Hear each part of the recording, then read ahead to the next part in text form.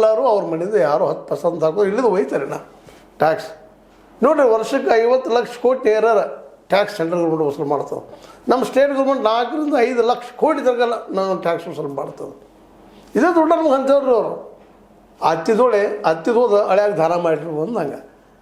ಅದಕ್ಕೆ ಇವತ್ತು supreme court ಹೇಳ್ಬೇಕಾಗಿತ್ತು ಇವ್ರಿಗೆ, ನೀವು ಮುಖ್ಯವಾಗಿ ನೀವು ಕೊಡೋದೇ ಇದ್ರಲ್ಲಿ 2 ಫೀಲ್ಡ್ದಲ್ಲಿ ಕೊಡಬೇಕು ಅನ್ನುವಂಥ ಮಾತನ್ನು. ಒಂದು, ಇಡೀ ದೇಶದ ಪ್ರತಿಯೊಬ್ಬ ಮಗುವಿಗೂ ಹಕ್ಕು ಮಾಡ್ಬೇಕು, ಅದನ್ನು ಅಪ್ ಟು ಹೈಯರ್ ಎಜುಕೇಷನ್ ಥರ ಸರ್ಕಾರ ನೋಡ್ಕೋಬೇಕು. ಅದು ದುಡ್ಡು ಖರ್ಚು ಮಾಡೋ ಏನು ಕೇಳ್ತಾನೆ ಅದು ಕಲಿತಾಳು ಅದನ್ನು ಮಾಡುವಂಥದ್ದು ಭಾಳ ಮಹತ್ವದ ಇಲ್ಲ. ಇದನ್ನು ಹೇಳಬೇಕಾಗಿದೆ ನಮಗೆ. ಮತ್ತು ಉದ್ಯೋಗ ಸೃಷ್ಟಿ ಅದ್ರ ಆರೋಗ್ಯದ್ದು, ಎಲ್ಲರಿಗೂ ಆರೋಗ್ಯ ಬೇಕಾಗಿದೆ ಇವತ್ತು. ಈ 2 ಆದರೆ ಶಿಕ್ಷಣ ಮತ್ತು ಆರೋಗ್ಯ ಎಲ್ಲ ಸಿಗ್ತದ್ರೆ ಅವ್ರು ದುಡ್ಕೊಂಡು ನಿಂತಾರೆ ರೀ. ಉದ್ಯೋಗ ಸೃಷ್ಟಿ ತಾನೇ ಆಗ್ತವೆ, ತಿಳುವಳಿಕೆ ಬರ್ತದೆ ಅವ್ರಿಗೆಲ್ಲರಿಗೂ. ಇವತ್ತು ತಿಳುವಳಿಕೆ ಇಲ್ಲ.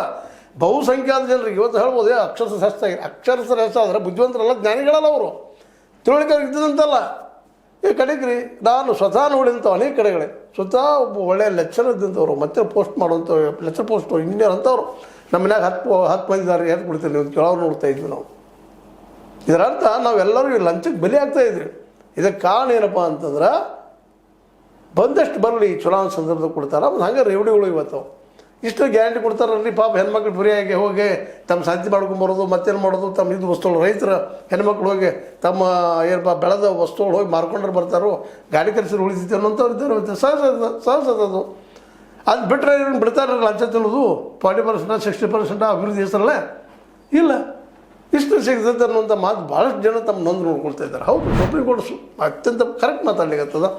ಆದರೆ ಇದೇ ಒಂದು ಸಂದರ್ಭದಾಗ ಕೊಡ್ತಿರ್ತಾರೆ, ಅದು ಬಂದ್ ಮಾಡ್ಲಿಕ್ಕೆ ಹೋಗ್ಬೇಡ್ರಿ. ಇಲ್ಲಾಂದ್ರೆ ಪೂರ ಬಂದ್ ಮಾಡಿಸ್ರಿ. ಎಲೆಕ್ಷನ್ ದುಡ್ಡು ಹಂಚೋದು ಬಂದಪ್ಪ, ಯಾರು ಸಿಕ್ಕರ ಅವ್ರು